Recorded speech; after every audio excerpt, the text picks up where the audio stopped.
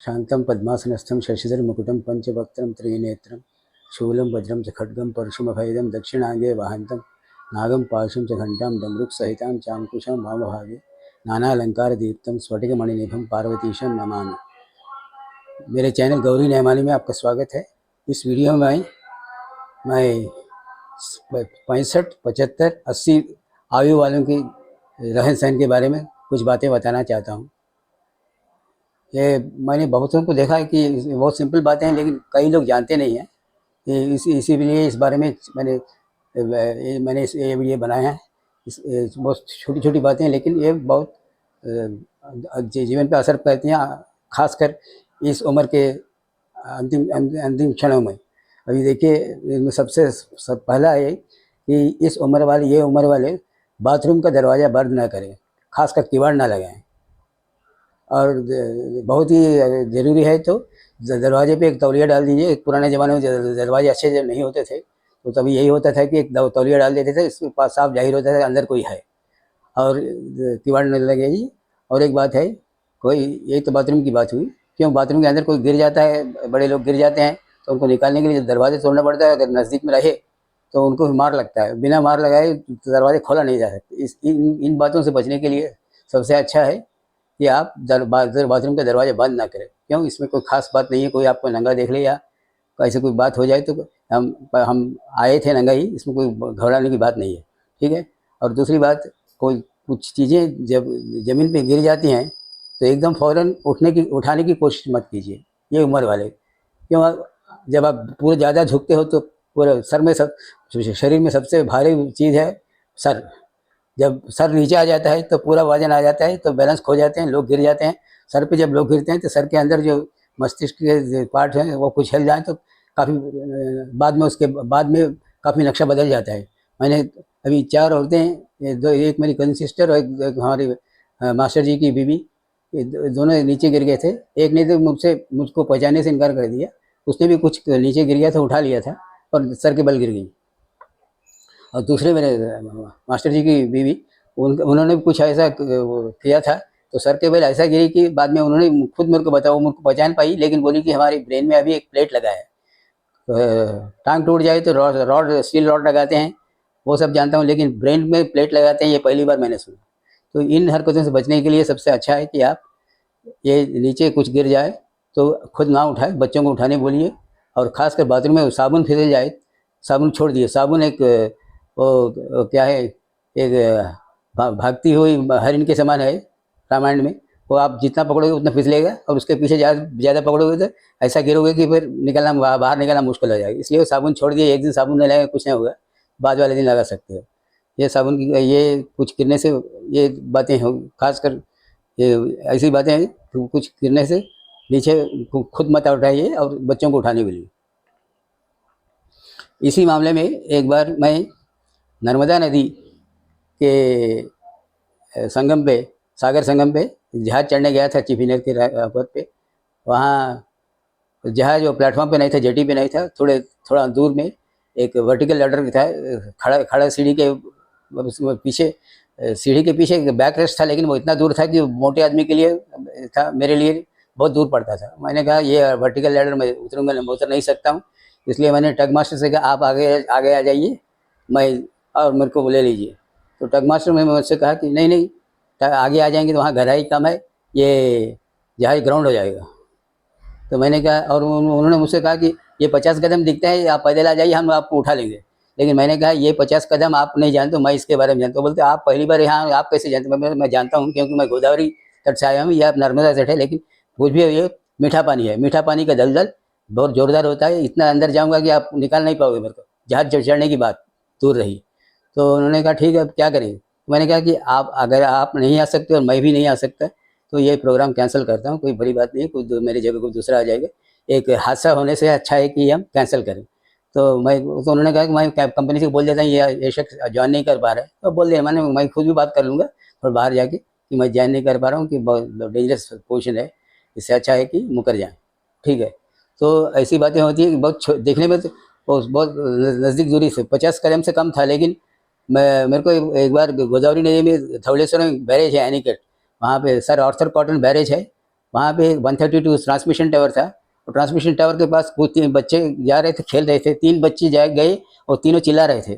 चौथी बच्ची ने क्या किया, चालाकी से उनके पास नहीं गई और जाके उसने एक रिक्शा लिया और सीधा जाके अपने नाना को लेके आई, अप्पाराव जी, उनको लेके आई।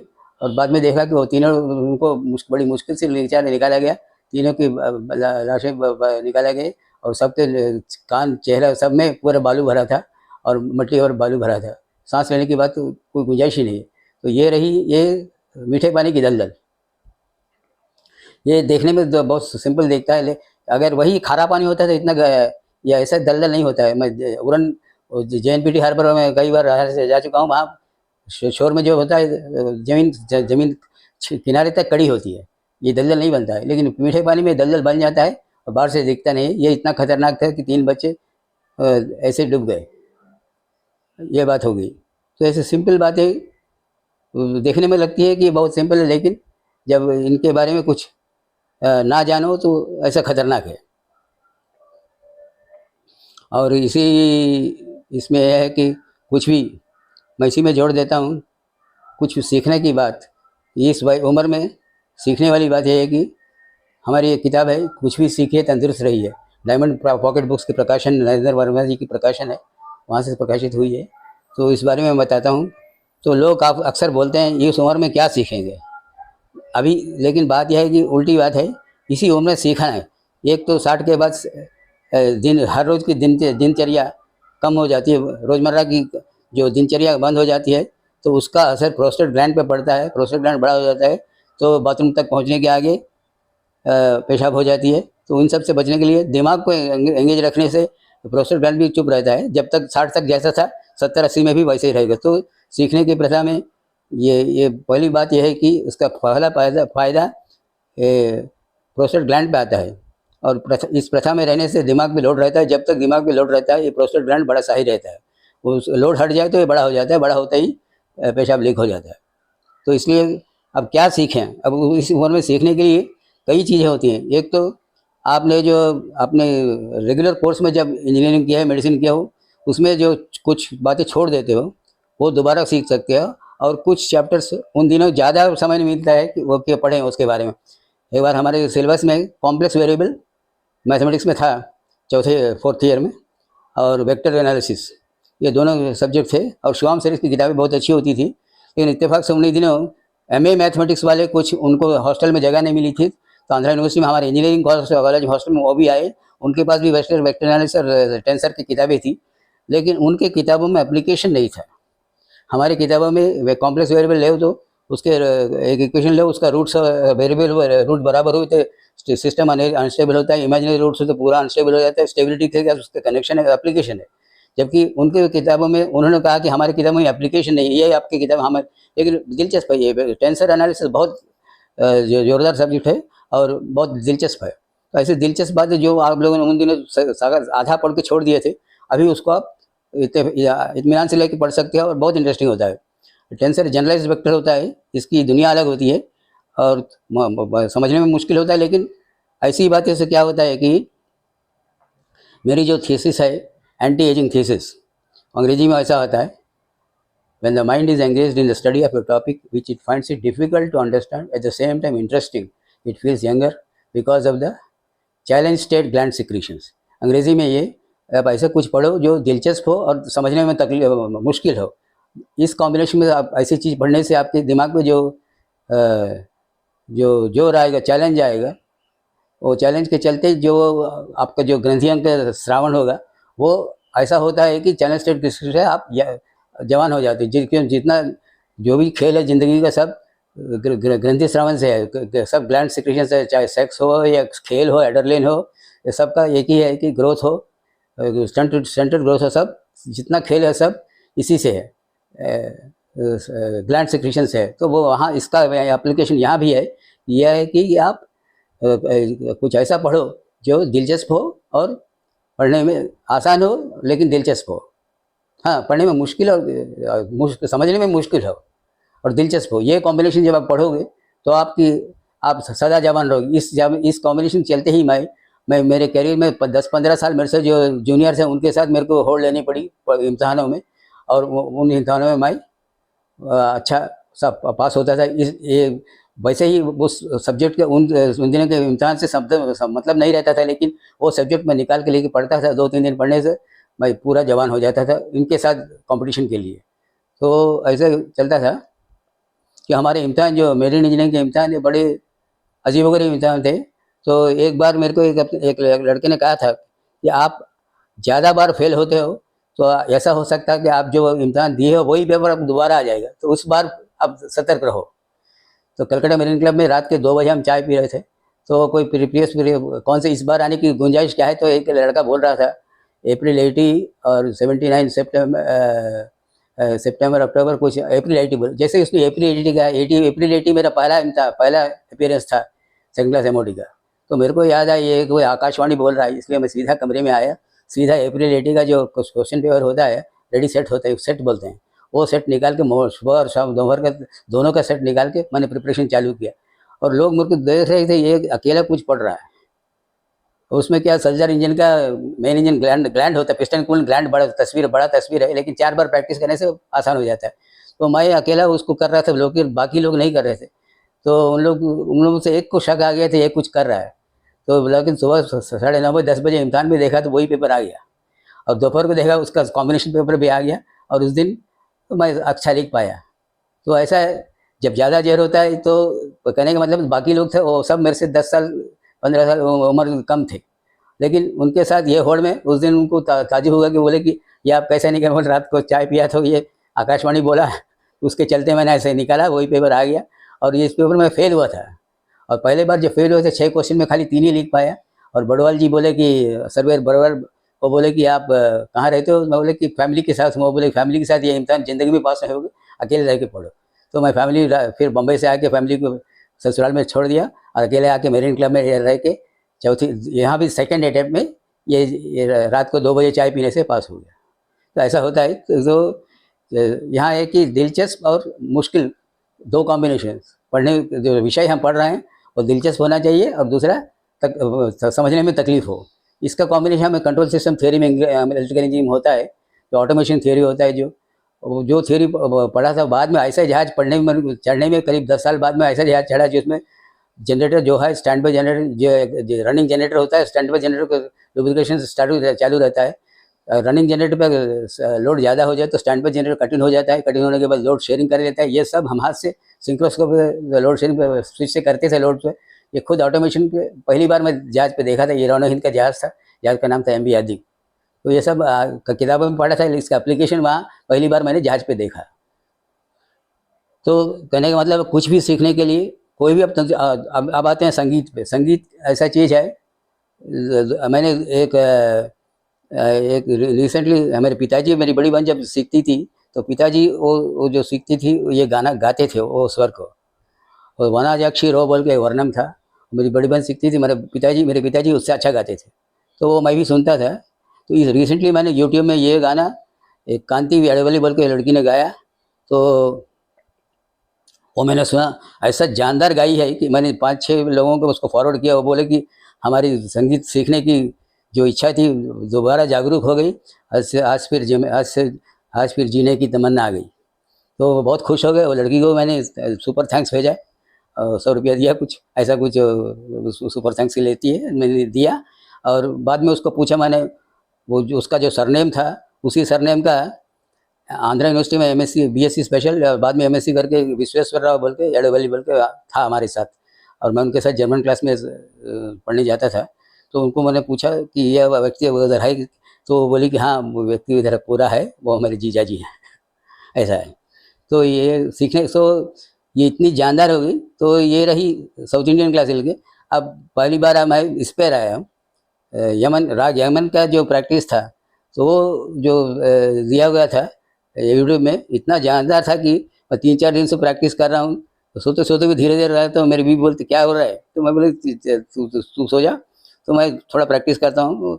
4 लाइन का प्रैक्टिस था, लेकिन 3-4 बार करने के बाद तो उतना जल्दी उनके बराबरी का आने की कोशिश किया हूँ। तो बाद में छोटा ख्याल पे आया। छोटा ख्याल पे 4 ही लाइन का गाना होता है, लेकिन रिपीट करके सीख रहा हूँ। तो इसमें कहने की बात है कि ये इतना ज़ोरदार, इतना दिलचस्प है कि एक बार सुनोगे आप फिर दोबारा चालू कर देंगे। ये राग यमन इतना जोरदार है। उस बाद में दूसरा छोटा ख्याल पे आया था वो राग भूपाली, ये ज्योति कर छल के अपना सुधीर फड़के वाला गाना, वो इस राग का था। तो इसमें भी एक एक अक्षर का कुछ ये करने से और एक उनका जो ऑर्केस्ट्रा के साथ गाती है एक लड़की, उसने देखा है इसको भोपाली से शिवरंजनी बनाती है। शिवरंजनी हमारे शंकर जयकिशन का फेवरेट है। जितने उनके 100 गानों में 90 शिवरंजनी होते हैं। तो भोपाली से एक उसने अक्षर का कुछ खेल किया और सब गाने सुनाई संगम के क्या सारे जितने शिवरंजनी पे। शिवरंजनी इनका फेवरेट राग है शंकर जी कृष्ण का। और यहाँ इस बात में मेरे को अब याद आता है कि एक कल्चरल एम्बेसडरशिप होता है कि एक राष्ट्र की चीज़, एक राज्य की चीज़ दूसरे राज्य पे जानते नहीं हैं लोग, वो अगर अब उनको सुना दो तो कई करोड़ों लोगों में एक नई जान आ जाती है। ये मैंने एक्सपीरियंस किया था, अनुभव हुआ था मेरा। 62 मैं आंध्रा से बंगाल से आंध्रा आया। यहाँ एक गाना चल रहा था तेलुगु में, वो बंगाली ओरिजिनल था। बंगाली ओरिजिनल का उन्होंने एस राजेश्वरा जी ने आराधना फिल्म में इसको तेलुगु में किया था। वो गाना बंगाली में है। আমার স্বপ্নে দেখা রাজকন্যা থাকে 7 সাগর আর 13 নদীর পারে, ময়ূর পঙ্খ ভিড়িয়ে দিয়ে সেথা দেখে এলেন তারে 7 সাগরের পারে। সেই রূপকথারই দেশ ফাগুন যেথা হয় না কবির শেষ। সেই রূপকথারই দেশ ফাগুন যেথা হয় না কবু শেষ। তারারি ফুল পাপড়ি ঝরায় থেরে থেরে হারে 7 সাগরের পারে, আমার স্বপ্নে দেখা রাজকন্যা থাকে। সেই রূপকথার দেশে সেই রঙ্গামি পড়িয়ে পেলেন তানে, এ রঙ্গামি কুড়িয়ে পেলেন তানে, সুর হয়ে ঠাই হয়ে আমার গানে। তাই খুশির সীমা নাই, বাতাসে তার মধুর ছোঁয়া পায়। তাই খুশির সীমা নাই, তাই মধুর ছোঁয়া পায়। জানি না আজ হৃদয় কোথায় হারায় বারে বারে 7 সাগরের পারে, আমার স্বপ্নে দেখা রাजकन्या থাকে। ये गाना बंगाली से तेलुगु में हुआ था, लेकिन आज भी हिंदी में नहीं हुआ। ये मैं अरिजीत सिंह से, जो बंगाली और हिंदी दोनों में एक्सपर्ट है, रविंद्र संगीत उनको सारी जनता जानती है उनको, उनसे मेरी गुजारिश है कि इसको आप हिंदी में करो। हिंदी पॉपुलेशन की रीच वैल्यू बहुत ज़्यादा होती है और ये हिंदी वाले ये गाना नहीं जानते हैं। जबकि दूसरे गाने कुछ किए गए हैं, कभी कभी लिरिक्स बराबर नहीं बैठने से, जैसे जारे उड़ जारे पाखी बंगाली में लता का जो गाना था, वो हिंदी में माया सिनेमा में देवानंद की फिल्म में उसको फिट किया गया था, लेकिन वो उतना पावरफुल नहीं आया जितना बंगाली में था। और ये जब अभी एक गाना बताता हूँ, ये अभी बाकी रह गया है तेलुगु में भी। जितने हिंदी दूसरे भाषाओं में करने के लिए इसकी ज़रूरत है। ये बंगाली गाना बहुत मशहूर है। मेरे बचपन में 8वीं क्लास में मैं था, मैं रास्ते पे गुजर रहा था, ये गाना सुनते मैं खड़ा हो गया और खड़ा होकर सुन रहा था। उन लोग बोले कि भेतरेश हो, दरवाजे खोल के उन लोगों ने अंदर बुलाया। मैं अंदर गया और रेडियो पे सुना। वहाँ अनुरोध है राशि बोल के 1:30 बजे से 2:30 बजे तक एक प्रोग्राम आता था, यानी सुनने वालों की इच्छा सिफारिश, तो वो प्रोग्राम चल रहा था। तो ये गाना है। কাজল নদীর জলে ভরা ঢেউ ছলো ছলে, প্রদীপ ভাষা ও কারে সরিয়া, সোনার বরণিমে বল কার পথে চেয়েও, আখি দুটি ওকে জলে ভরিয়া। কাজল নদীর জলে ভরা ঢেউ ছলো ছলে, প্রদীপ ভাষা ও কারে সরিয়া, সোনার বরণিমে বল কার পথে চেয়েও, আখি দুটি ওকে জলে ভরিয়া। সাঝের আকাশে এত রঙকে গো চড়ালো, মনের বীণায় এত সুরকে গো ঝরালো। সাঝের আকাশে এত রঙকে গো চড়ালো, মনের বীণায় এত সুরকে গো ঝরালো। কারে মালা দেবে বলে অঝর বকুল কারে সরিয়া, সোনার বরণিমে বল কার পথে চেয়েও আঁখি দুটি ওকে জলে ভরিয়া। মনের ভ্রমর বুঝি গুঞ্জরে অণ্ঠন, সে তীর কমল ফিরে ফিরে, যে পাখি হারায় নীড় সুদূর আকাশে, সে কি আসে তবু ফিরে। শেউলি ঝারানো আজি সন্ধ্যার বাতাসে, কে গো সাড়া দিয়ে যায় স্বপ্নের আভাসে। এই শেউলি ঝারানো আজি সন্ধ্যার বাতাসে, কে গো সাড়া দিয়ে যায় স্বপ্নের আভাসে। কার লাগে ডোলে ওকে ক্ষণে ক্ষণে পরে তবু এহিয়া, সোনার বরণী মেয়ে বল কার পথে চেয়েও আঁখি দুটি ওকে জলে ভরিয়া। কাজল নদীর জলে ভরা ঢেউ ছল ছলে, প্রদীপ ভাষাও কারে সরিয়া। সোনার বরণী মেয়ে বল কার পথে চেয়েও आँखी दुटी के जले भरिया। ये गाना तरुण बंदोपाध्याय का है, वो मेरे ख्याल से जिंदा है। उनकी परमिशन लेके जो भाषा में बना है बनाएंगे तो बहुत अच्छा है। ये बिना ऑर्केस्ट्रा के सुने, ये बहुत सिंपल गाना है। जैसे 62 में वो तेलुगु बंगाली गाने तेलुगु में बना, ये सारे लोगों से गुजारिश है अपने अपनी भाषा में कर सकते हैं, बहुत आसान है। और इसकी रीच वैल्यू बहुत ज़्यादा होगी जब आप हिंदी या दूसरे भाषा में करोगे। ये इस बारे में सीखने के बारे में ये होता है कल्चरल एम्बेसडरशिप। एक भाषा से दूसरी भाषा लेने में कोई गलती नहीं है। कोई जब कंपोजिशन अच्छा हो तो दूसरी भाषा में उसको शिफ्ट करने में कोई गलती नहीं है। खासकर जो ओरिजिनल लोग जिंदा हैं तो उनके परमिशन ले, मर गए तो उनके लिए उनके आत्मा को शांति मिलेगी कि इसका रीच वैल्यू बढ़ गया है। तो ये गाना जो मैंने जो सुना है, काजोल नदीर जले, तरुण बंदोपाध्याय इसका सिंगर है। यूट्यूब में मिलेगा आपको, बहुत आसानी से इसको दूसरे भाषा में कर सकते हैं। खासकर इसको अभी हमारे साउथ इंडियन प्रोड्यूसर या हिंदी के लिए सबसे अच्छा रहेगा अरिजीत सिंह जी करे तो उनके लिए बहुत आसान है। तो बंगाली ओरिजिनल एक्सपर्ट है वो, इसके लिए उनसे मेरी गुजारिश है ये काम वो कर सकते हैं। तो सीखने के लिए बाद में फिर क्लासिकल म्यूज़िक एक सच्ची ऐसी नई टॉपिक है, चाहे नॉर्थ इंडियन क्लासिकल या साउथ इंडियन, आपको दोबारा जान दे देगी। आप बोलोगे आप बोर्डम की बात ही नहीं रहेगी। हमारी साली का लड़का था, वो बचपन में परकशन वाला था, हर बार थोड़ा देर के बाद बीच बीच में अम्मा बोर अम्मा बोलता था। अभी वो इतना बिजी है, वो हमारी कौन अपना देवी श्री प्रसाद जी का फर्स्ट असिस्टेंट है, उसका नाम है कल्याण। और आजकल वो उसका जब से वो पूरा म्यूज़िक में आ गया वो शब्द बोर यूज़ ही नहीं करता है। वैसे ही हम लोग इस उम्र में, जब बड़ी उम्र में आप क्लासिकल सीखना शुरू करोगे तो आपको जीने की तमन्ना बढ़ जाएगी और एक हेल्दी एजुकेशन रहेगा, एक तंदुरुस्त आपको व्यंजन मिलेगा। और आप आपकी तंदुरुस्ती में ये काफ़ी योगदान देगा। ये यहाँ मैं ख़त्म करता हूँ।